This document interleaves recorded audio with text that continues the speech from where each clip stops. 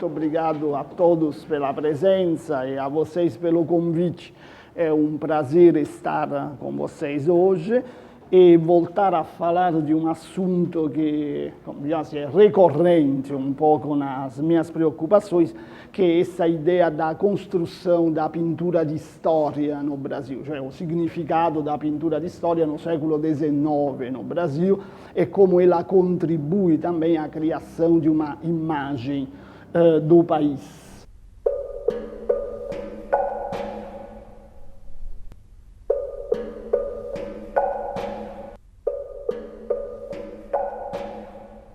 É difícil, na verdade, a gente entender o significado da palavra pintura de história, do gênero da pintura de história, se a gente não pensa que a pintura brasileira ou o sistema artístico brasileiro no Brasil, na verdade, é fortemente influenciato, é fortemente condizionato pelo fatto di che o Brasil pertenceu à área cultural lusitana, portuguesa. Portanto, uma área que não manifesta, pelo menos até o final do século XVIII, um grande interesse em relação à pintura de história, assim como ela é entendida no modelo italiano ou francês daquele momento. Isto é uma pintura narrativa, não é? de representações de exemplos morais tirados da história. Especificamente confiados à pintura. A pintura portuguesa e luso-brasileira, em grande parte, é pintura para espaços religiosos, não é? Então, por exemplo, vocês têm o uso da pintura, sobretudo nos forros das igrejas e das sacristias, que serve, na verdade, sobretudo para criar ambientes, uma decoração áulica ou ambientes decorados à maneira da corte, para poder, na verdade, significar um determinado tipo de luxo, um determinado tipo de modelo, que se aplica também na colônia. Então, aparentemente, a utilização da pintura de história no mundo luso-brasileiro é relativamente restrita. As coisas começam a mudar por volta de 1780, 1790, justamente, sobretudo no Rio de Janeiro, no centro do Rio de Janeiro, e sobretudo por causa das iniciativas de um vice-rei, que é o Luís de Vasconcelos e Sousa, que é o mesmo vice-rei que, em 1789, vai fazer o aterro da Lagoa do Boqueirão, no Rio, para a construção do passeio público. Não é? Ainda hoje existe parcialmente esse passeio público, embora boa parte dele tenha sido destruído durante o curso do tempo. Neste passeio público, vários viajantes, e o Manuel Araújo Porto Alegre, dizem que existiam 2 pavilhões. Em cada um desses pavilhões existiam pinturas representando, de um lado, eventos memoráveis acontecidos na Baía de Guanabara. Do outro lado, as atividades econômicas mais importantes que se realizavam no Brasil naquela época. Uma delas é esta que vocês estão vendo aqui, é a pesca da baleia na Baía, ou a caça, na verdade, a da baleia na Baía de Guanabara, que se encontra no Museu Histórico Nacional do Rio de Janeiro. É muito significativa justamente para o surgimento de uma pintura não mais ligada a temas religiosos, mas ligadas à análise da produção econômica brasileira, o significado econômico do Brasil dentro do contexto do Império Luso-Brasileiro. Se trata de pinturas que têm um grande significado justamente no sentido de mudança de enfoque em relação à representação do país e a tentativa de construir uma imagem dele que não seja mais ligada apenas ao problema da evangelização e da colonização, mas ao problema do seu significado econômico, da sua produção, etc, etc. Assim como diria que é significativo vermos em outros centros, como por exemplo Salvador da Bahia, a presença, bem antes da chegada da missão francesa, de pintores como Antônio Joaquim Franco Velasco, que introduzem dentro da retratística modelos e elementos que derivam, por exemplo, da retratística inglesa ou espanhola, não é? Este retrato de dama da Fundação Castro Maia do Rio de Janeiro, di fatto documenta un poco un tipo di ritratto che è molto poco comune naquela época. Embora o retrato público seja um dos gêneros mais praticados no Brasil, na cultura luso-brasileira, naturalmente as coisas mudam completamente em 1808 com a chegada da corte portuguesa no Rio de Janeiro. Aqui no Brasil, a corte portuguesa traz um projeto novo, isto é, aquele de instaurar no país uma política cultural, o verdadeiro centro político e cultural do Império.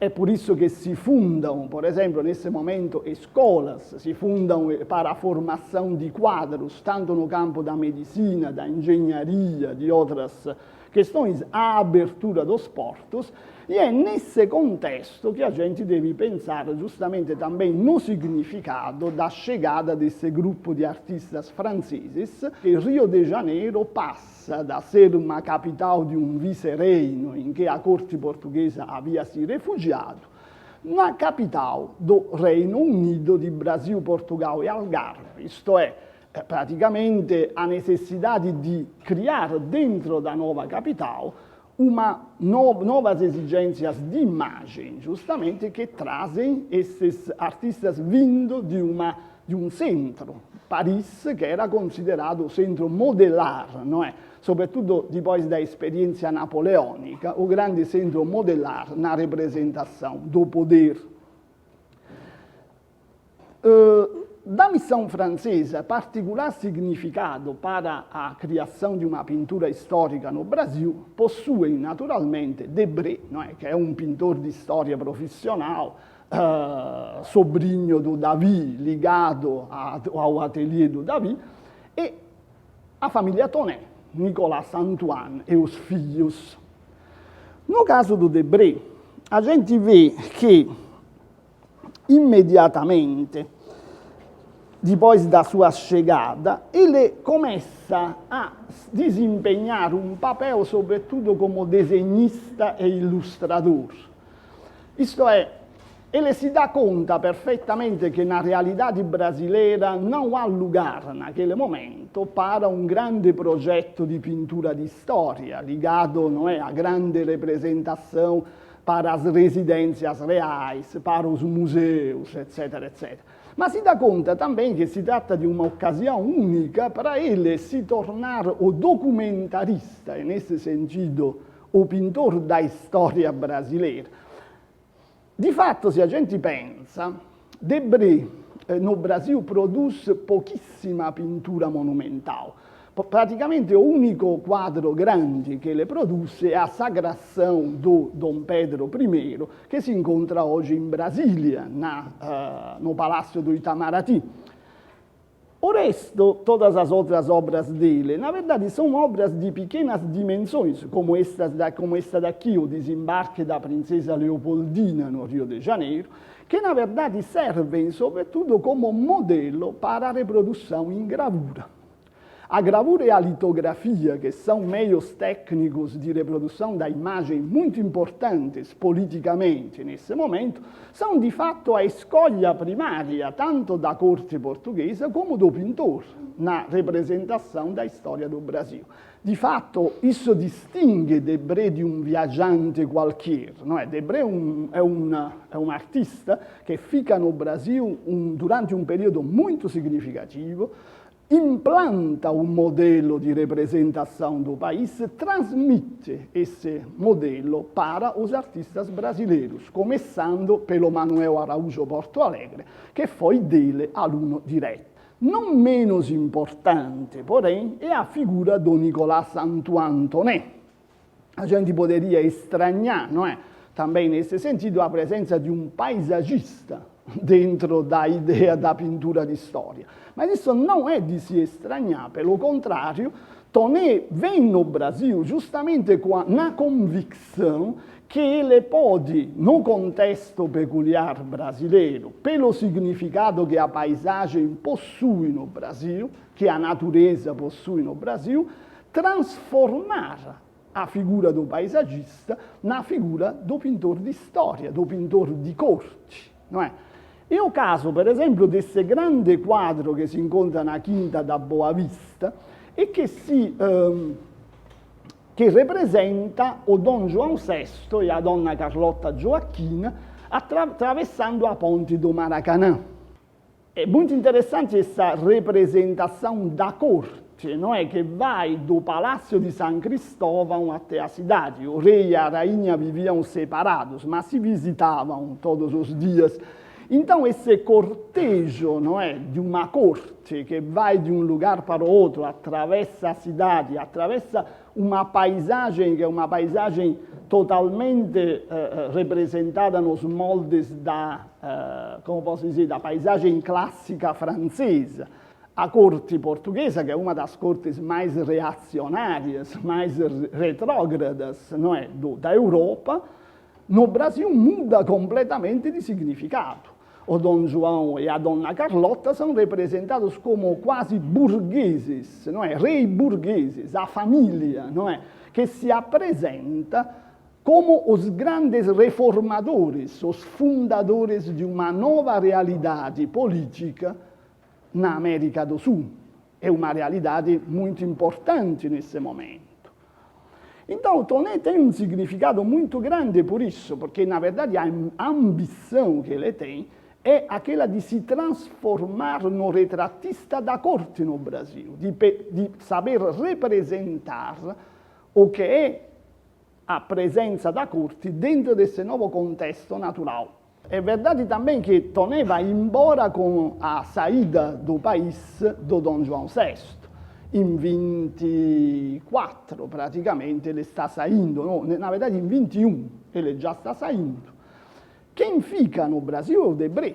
É Debré, na verdade, que cria um pouco o modelo de representação dos eventos históricos que constroem a imagem do país. O único, na verdade, que ele consegue acabar é a sagração do Dom Pedro I, que é mais ou menos de 1827, e que se encontra hoje no Palácio do Itamaraty. Debré, então, que utilizza um modelo que é um modelo que ele conhece muito bem, que é o modelo da coroação de Napoleão, não é? Do Davi.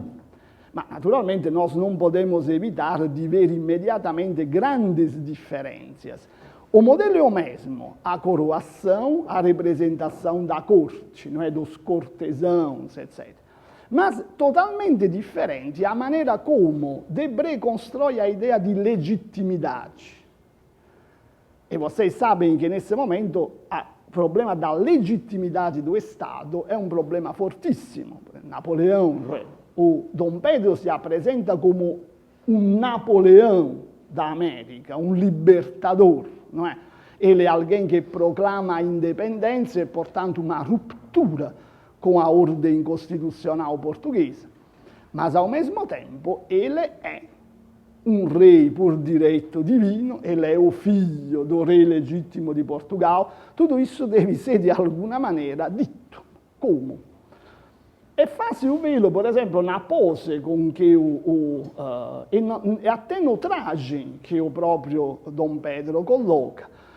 O fatto dele misturar, por exemplo, no traje, elementos da tradição europeia, a coroa, o cetro com o dragão, o manto, etc., com elementos da tradição indígena, o colar de papo É um galo silvestre, na verdade, um galo de pássaros. Então, a ornamentária plumária, não é? A ornamentação plumária dos indígenas. E também, por certos aspectos, a pose dele lembra, não é? O santo de procissão, lembra a maneira como o santo é trazido nas procissões religiosas. Também vocês podem ver que o ponto mais alto da representação é o Dom Pedro. Ele não é coroado pelo bispo, não é coroado pelas autoridades religiosas, como seria normal, não é?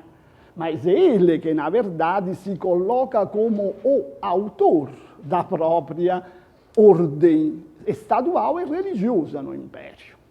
É uma declaração bem forte de como é o Estado brasileiro, qual é a sua relação com a religião. A religião é um elemento político muito forte, não é? De que o Império se serve. O Império é herdeiro dessa tradição, que é a tradição dos colonizadores, por certos aspectos, não é? Que é a tradição católica.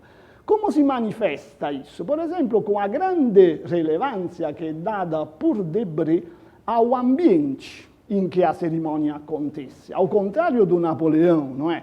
Que é mostrado quase que numa tomada de frente, no caso do Davi, não é? Que tem a imponência junto com a sua corte do evento histórico, ele se liga diretamente com a imagem do altar. No caso do Dom Pedro, Debré analisa profundamente todo o que é o luxo da representação colonial. Agora, isso feito por um homem que possuía uma educação neoclássica, não é? Que era o cenógrafo da corte, nesse sentido, tem um significado, não pode não ter um significado. Qual é o significado de representar o ambiente colonial, não é? A igreja colonial? A gente não pode evitar de pensar que o Debré está destacando qual é a importância do elemento cerimonial de derivação diretamente, como posso dizer, religiosa, católica, de tradição colonial portuguesa, dentro desse ato. Então, de alguma forma, ele está exaltando todas as componentes políticas. Se vocês olham o livro que o Debré publica, aquele Voyage Pittoresque, tem um momento em que ele publica uma outra pintura que ele faz, que é um pano de boca para o Teatro São Pedro, hoje desaparecido no Rio de Janeiro. Nesse pano de boca, nós temos não mais a coroação, mas uma alegoria, em que, em lugar do Dom Pedro, aparece o Brasil. Aparece a figura feminina do Brasil, coroado, com todos os povos que compõem o Império. Então, os caboclos paulistas, não é? Os marinheiros, os baianos, os negros, os escravos, os índios, todos, digamos assim, se viram para a Constituição como se ela fosse, digamos assim, a fonte da construção do novo Estado, de uma ordem nova. E essa é a promessa que o Brasil tem, cioè que o Brasil faz, não é? Para o futuro. Não é?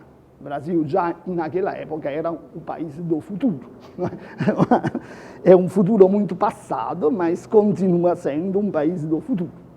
As coisas, porém, mudam novamente. Justamente, vocês veem que o século XIX é um conjunto de mudanças dramáticas, drásticas, que acabam frustrando a maioria dos projetos culturais que a própria corte, ou os artistas, ou as instituições colocam.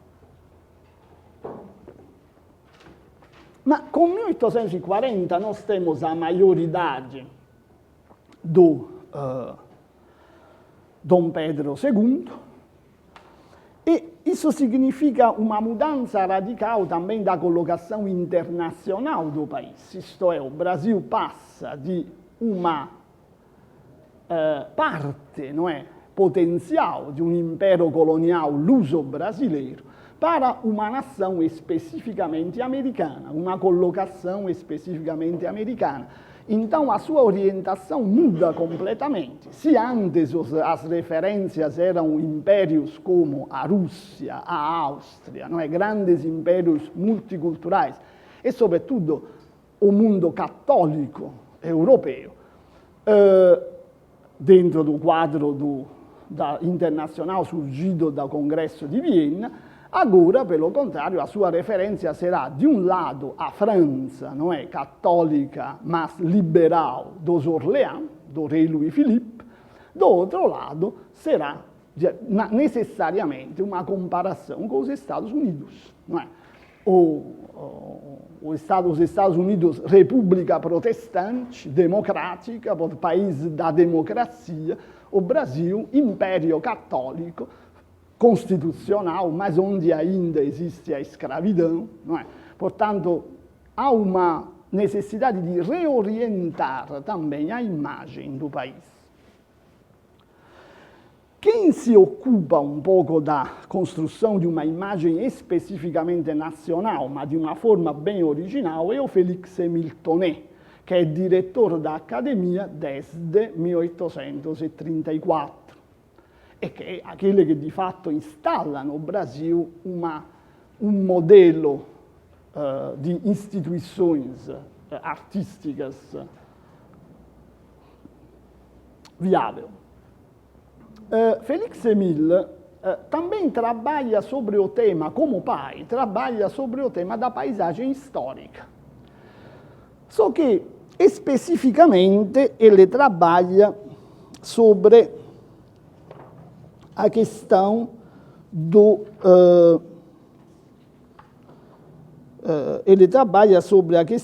da inserção da paisagem na história. Particularmente, a paisagem, a mata brasileira sendo reduzida a carvão, que é de 1844, não é? Portanto, dirigida explicitamente ao imperador. O discurso é aquele da destruição da floresta. Cioè, a relação é um discurso ainda muito atual, se vocês quiserem, não é? Como se constrói a história do Brasil? Se de um lado a história do Brasil é composta, como Debré mostra, não é? Como von Martius afirma, pelas contribuições de todas as culturas que fazem parte do Império. Do outro lado, a grande questão da história brasileira é a relação com a natureza. O que se paga para construir, como construir, não é? Tonet parece sugerir, por exemplo, nessa imagem, que é uma imagem tipicamente ligada ao tema da destruição, da perda das águas, das nascentes, não é?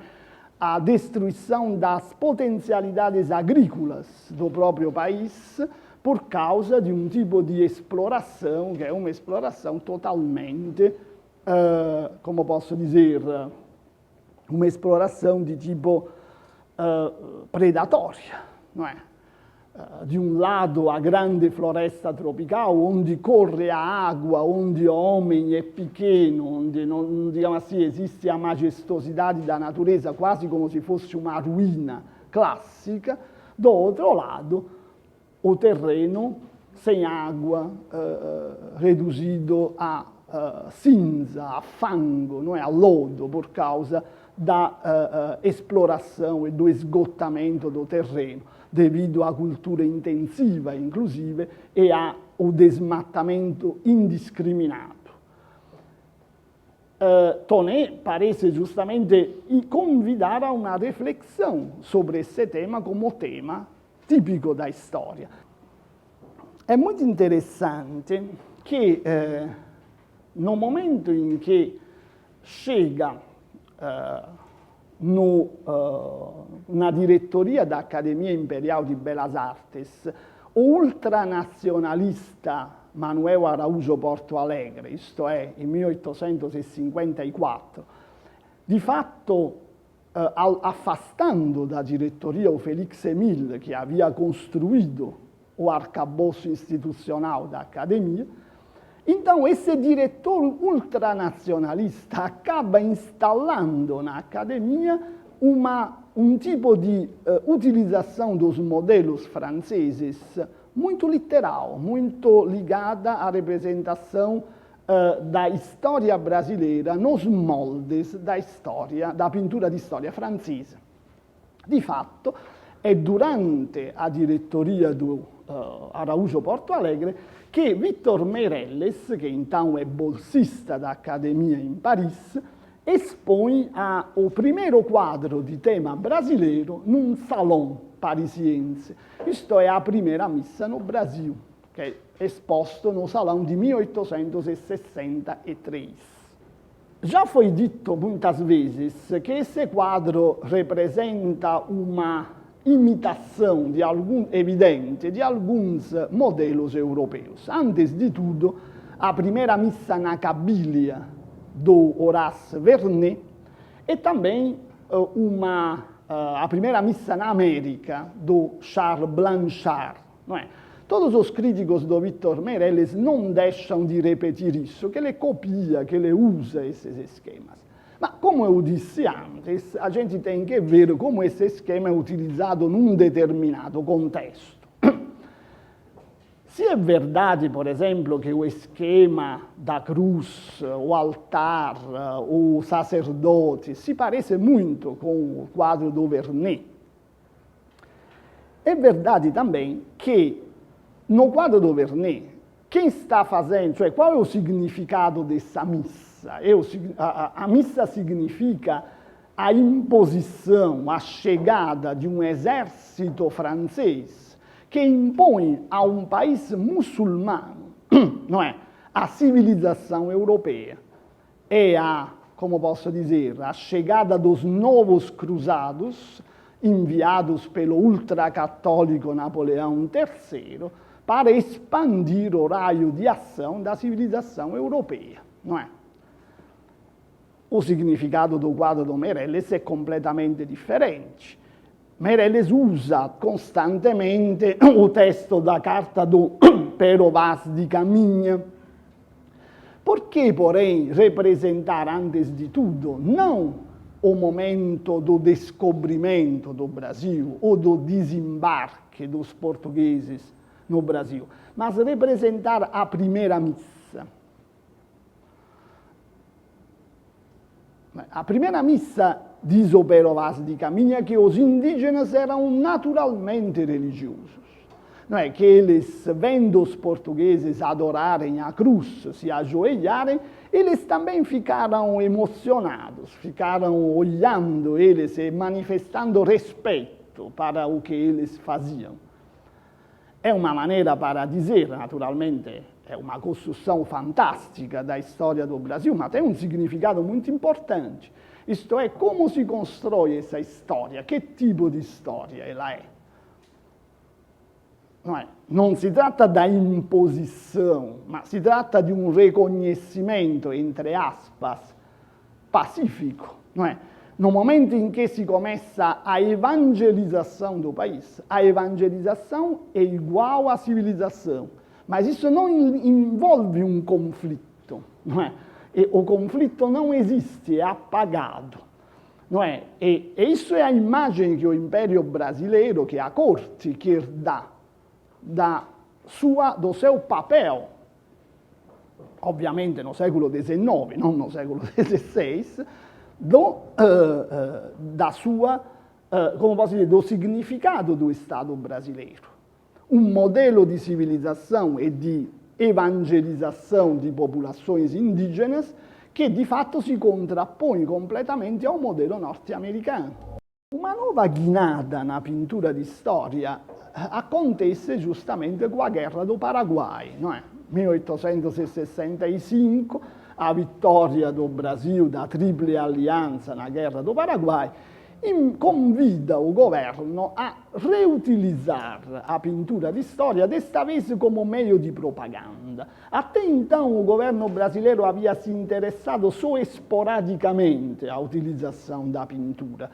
Agora, pelo contrário, se torna interessante para os ministérios, sintoma que está crescendo um público novo na cidade, na capital, o público das burocracias, da opinião pública, de alguma maneira, se torna interessante para os ministérios encomendar pinturas de batalha, que sirvam justamente para reforçar a ideia da identidade nacional ao redor da monarquia.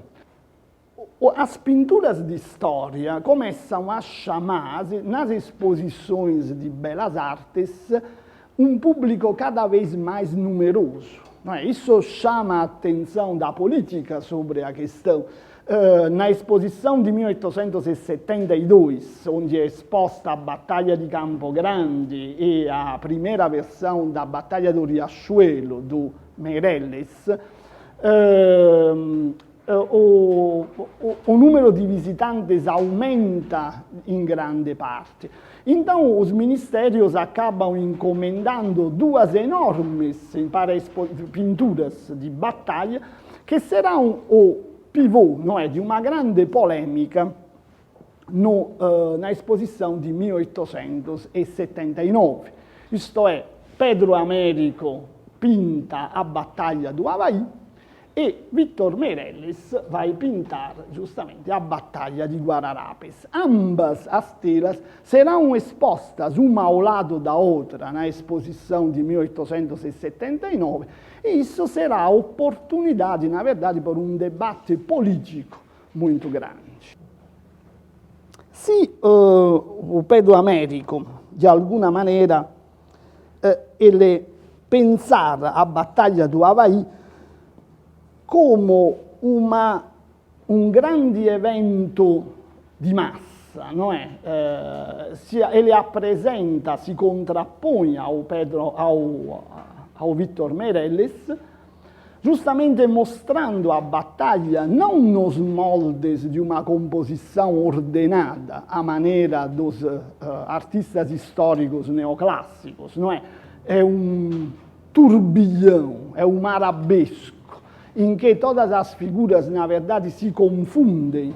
Não há uma possibilidade de individuar imediatamente quem são os personagens, os combatentes, etc. Mas nós temos essa espécie de turbilhão formado pela natureza e pelos homens, que expressa justamente a fúria, o calor da batalha, a luta, etc. A representação da história do Brasil que Meirelles transmite é muito diferente. Antes de tudo, ele não olha para a história contemporânea, olha para a história do passado. Um momento particular da história do Brasil em que os interesses das três raças que compõem o império, isto é, os proprietários brancos, os portugueses, os mestiços índios, os mulatos, etc., se juntam sob a batuta dos proprietários de Pernambuco para derrotar os holandeses, o inimigo protestante, não é? O inimigo que é luterano, que é protestante, que não é católico. Então, a visão que o Meirelles passa é esta ideia de um império que é o resultado, na verdade, se vocês pensam, esse é um quadro de 79, então, que começa, é pintado um pouco antes, quer dizer, estamos 5 ou 6 anos depois da Guerra Franco-Prussiana. Então, no quadro do Meirelles, isso se reflete, sobretudo na ideia que a história do Brasil é resultado do esforço de uma classe social específica, os proprietários, que, como os Junkers prussianos, na verdade, interpretam o interesse nacional, conseguem fazer com que os esforços de todo mundo se concentrem na criação de um projeto nacional. No quadro do Pedro Américo, pelo contrário, o resultado da guerra franco-prussiana, da guerra de secessão dos Estados Unidos, é, sobretudo, a ideia de uma guerra de massa, de uma guerra nova, não é? Em que, como posso dizer, desaparece a ideia de ordem e, no seu lugar, aparece a ideia de violência.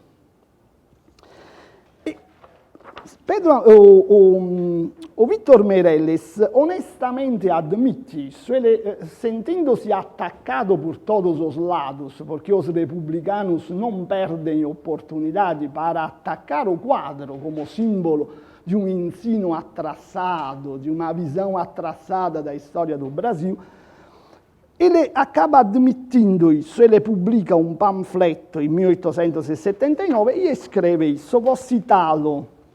Ele diz, na representação da Batalha dos Guararapes, não tive em vista o fato da batalha no aspetto cruento e feroz, propriamente dito. Ele está aludindo claramente ao seu inimigo, não é? Ao Pedro Américo. Para mim, a batalha não foi isso. Foi um encontro feliz, onde os heróis daquela época se viram todos reunidos. A tela de Guararapes é uma dívida de honra que tínhamos a pagar com reconhecimento em memória do valor e patriotismo daqueles ilustres varões. Meu fim foi todo nobre e o mais elevado. Era preciso tratar aquele assunto como um verdadeiro quadro histórico, na altura que a história merecidamente consagra aquele punhado de patriotas. Há uma visão da história, como vocês veem, completamente divergente da ideia de história que é apresentada, pelo contrário, no quadro do Pedro Américo. E isso foi justamente o estopim de uma polêmica que, na verdade, expressava duas posições políticas antitéticas em relação à visão do Império. Pedro Américo foi vítima, por certos aspectos, dessa questão. Ele que, na verdade, queria o lugar do Vítor Meirelles como professor de história, de pintura de história, acabou sendo, de fato, excluído por causa dessa polêmica, da cadeira de pintura de história. Ele foi nomeado, sim, na academia, mas como professor de história da arte. E ele tomou isso como, naturalmente, um desaforo e decidiu que ele ficaria em Florença, onde ele morava, pelo resto da vida dele, cosa que ele fez, de fato. Isso é importante dizer, a Batalha do Havaí foi pintada em Florença. Não é? O Pedro Américo ficou, por esta questão, bastante, como posso dizer, magoado no ambiente do Rio de Janeiro, mas não por isso ele desistiu ou pensou em outro, digamos assim, ele foi menos importante para o desenvolvimento da pintura de história brasileira. E o imperador, que nesse sentido era extremamente hábil, não é? Uma utilização também da imagem por finalidades de propaganda, encomendou ao Pedro Américo em 86, na verdade, pouco antes da queda do Império, a representação do Brado de Ipiranga, que o imperador tensionava doar ao Museu do Ipiranga, ao Museu Paulista, justamente para marcar com um quadro de história representando o pai dele, o fundador do Império, um território, aquele paulista, que estava começando a se tornar cada vez mais importante, mas também cada vez mais ligado a um ideário e a ideais republicanos. O progetto do Pedro Américo, o quadro do Pedro Américo, se contrappone e se oppone, por certos aspectos, a um outro progetto di pintura di storia presente na cultura paulista, che è o progetto do Almeida Júnior. A gente pode ver isso da forma mais evidente no próprio Museu do Ipiranga, contrappondo, não é, o Brado do Ipiranga a partida da Monção do Almeida Júnior. No entanto, è interessante pensare che ele, de alguma forma, chega ao quadro de história através de uma análise antropológica, de uma representação de tipos humanos, que são ligados a uma análise especificamente sociológica da realidade paulista e, sobretudo, do problema da mestiçagem, do problema da presença no território rural dos caboclos. Esses caipiras que cortam o fumo ou que, como se fala, são surpreendidos nesses gestos assim, quase que flagrados, através provavelmente do uso de sistemas fotográficos. Não é muito difícil pensar que o Almeida Júnior não utilizasse a fotografia. Mostram como ele pensa renovar a pintura di storia a partir de uma visão quase que diria antropológica. Tudo isso deve ser lido também em paralelo com o que vinha fazendo Eduardo Prado, não é? E outros historiadores paulistas naquela época, isto é, a reconstituição da história brasileira a partir de São Paulo. São Paulo como centro motor, não é, do Brasil. A partida da Monção talvez seja o exemplo mais significativo disso. É interessante, sobretudo nesse estudo, ver que ele trabalha com tipos humanos que ele trabalhou já em outros quadros anteriores, não é?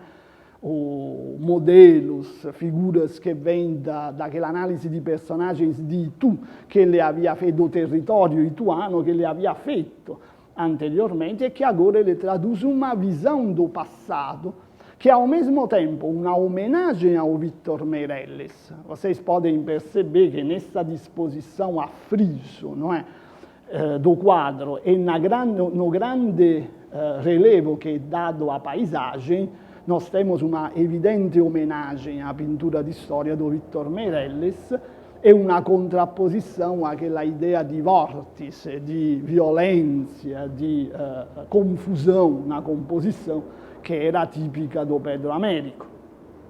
Por outro lado, nós temos uma evidente intenção aqui de criar uma épica de povo, não é? Uma pintura de história, entre aspas, inspirada num ideal democrático, em que talvez a fronteira americana tenha alguma coisa a ver, mas ao mesmo tempo que cria uma clara, deve ser vista na ótica da chegada dos imigrantes também. Então, nada de melting pot, nada de democracia multirracial, é alguma coisa muito diferente que está sendo colocada aqui.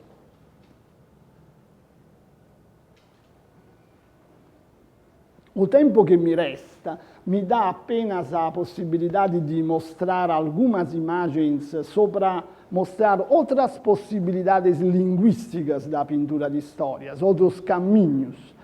Então, se o Pedro Weingartner é certamente uma figura importantissima nesse discurso da construção de uma pintura de história regionalista, não é? Em que você tem a representação, sobretudo, da realidade específica da cultura do Rio Grande. Ali sim o problema da imigração, o problema da copresença da cultura gaúcha e do moderno, que se vê muito nesse quadro do Empório Gaúcho. Weingartner tem uma cultura de origem alemã e italiana, e ele depois vai trabalhar, por exemplo, sobre temas sociais, como o tema do aborto, por exemplo, naquele quadro, naquele tríptico da Fazedora dos Anjos, que está na Pinacoteca do Estado, que também é muito interessante como tipo de pintura de história sociológica, não é? Ligada a um modelo de análise social.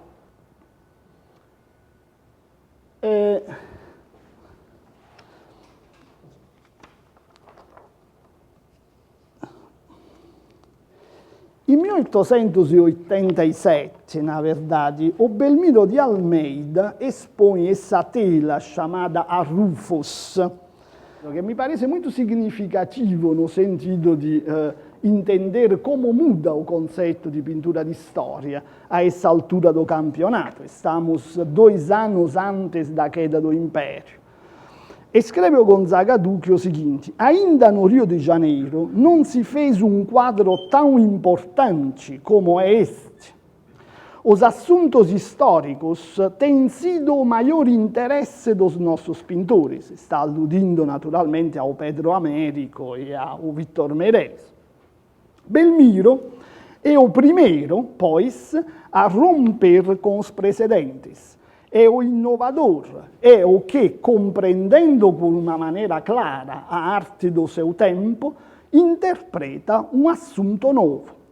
O pintor, desprezando os assuntos históricos para se ocupar de um assunto doméstico, prova exuberantemente que compreende o desideratum das sociedades modernas e conhece que a preocupação dos filósofos de hoje é a humanidade, representada por essa única força inacessível aos golpes iconoclastas do ridículo, a mais firme, a mais elevada, a mais admirável das instituições, a família. Então, Belmiro, na verdade, com esse quadro, estava dando um exemplo de uma pintura de história inspirada na Inglaterra vitoriana, sobretudo, que tem como tema a sociedade contemporânea, as relações homem e mulher, não é? O desenvolvimento da figura feminina, a sua relação com a figura masculina, como isso se reflete na sociedade, como isso é visto justamente no campo das relações humanas. E é por isso que o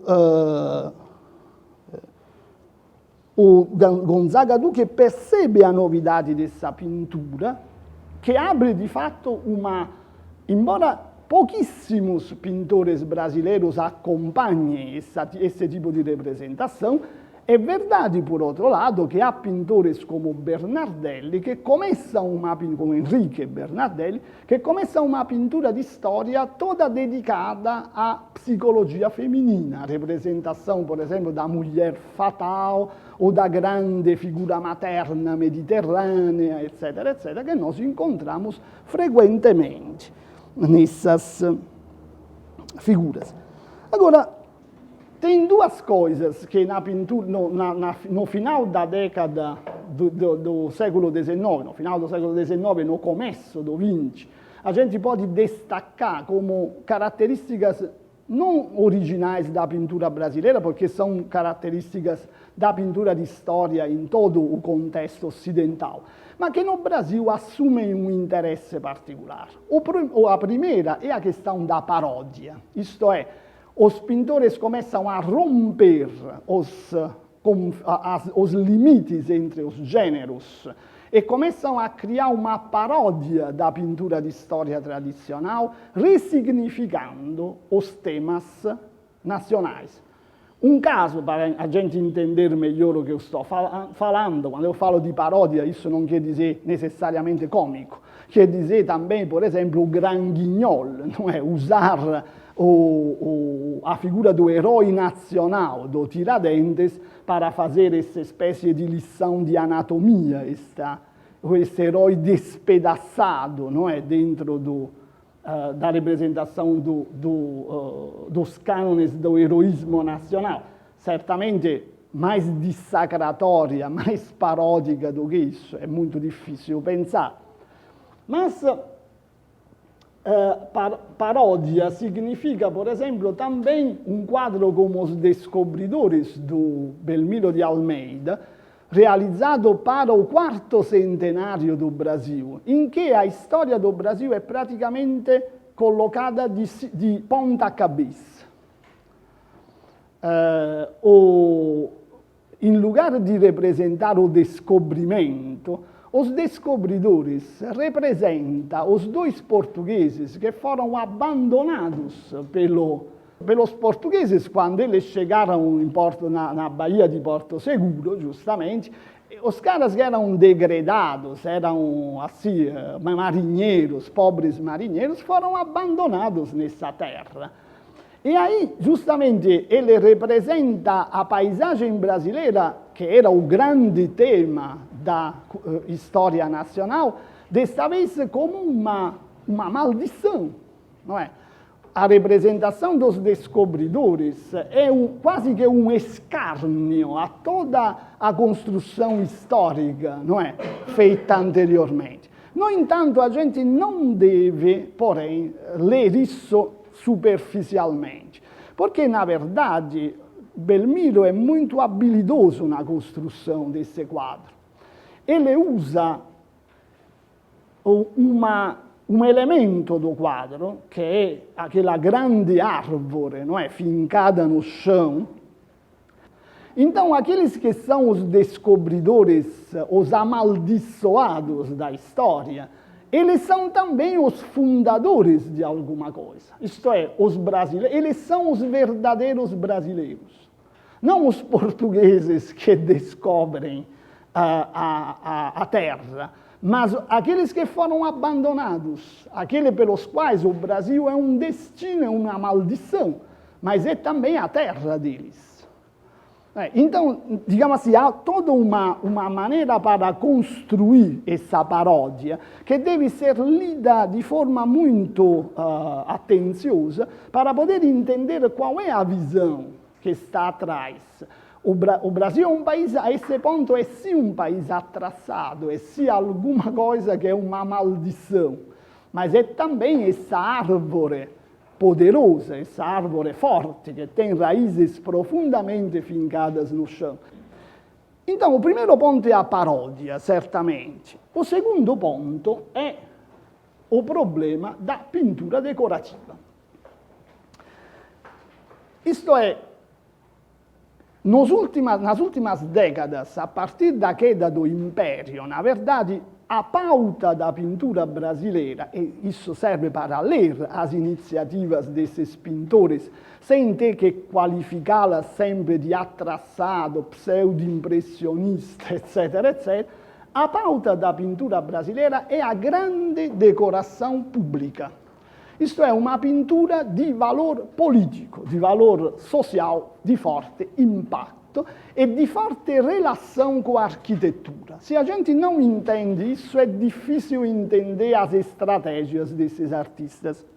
Estou mostrando aqui o pano de boca do Teatro Municipal do Rio de Janeiro, do Eliseu Visconti, que é de 1907, pintado em Paris.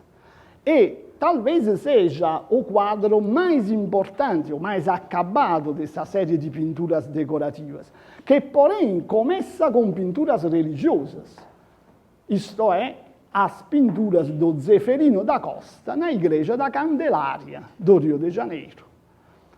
A ideia de construir uma pintura de forte impacto social, de forte capacidade de expressão de mitos políticos, de propaganda, é isso que eles querem. No caso do Visconti, a gente vê o ponto final, em que a referência é não só a grande pintura francesa do Pantheon, não é? Da Puvis de Chavannes, etc., mas sobretudo a pintura austríaca, do Klimt, não é? A grande decoração, digamos assim, aquela, que até se vê no tipo de técnica que ele usa.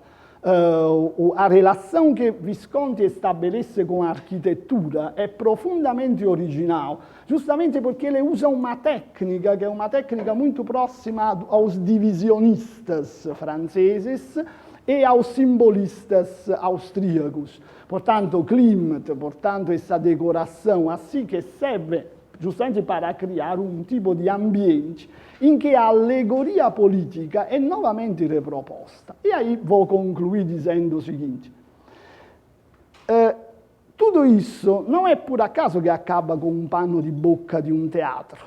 Debré havia começado a pintura com um pano de boca de um teatro, não é? Que no fundo era o parlamento brasileiro daquela época. O Teatro Municipal do Rio de Janeiro é a consagração de um mito, a transferência das artes, não é, de Paris, do grande centro de Paris, para o Rio de Janeiro, para a América tropical, para o novo centro da nova civilização. No entanto, ele é pintado 4 ou 5 anos depois do massacre de Canudos. Isto é, aí eu concluiria com uma pergunta e com uma observação. A pintura, no Brasil, ela tem uma forte implicação política, ela tem um forte envolvimento com a visão da política. No entanto, ela serve muitas vezes para ocultar, através do mito, através da imagem, contradições profundas da sociedade brasileira. Cioè, isto é, na primeira metade, a existência e o drama da escravidão. Na segunda metade, a existência de profundas contradições internas que, longe de ser resolvidas, aparecem, porém, na aura do mito, na representação do mito. É isso. Muito obrigado.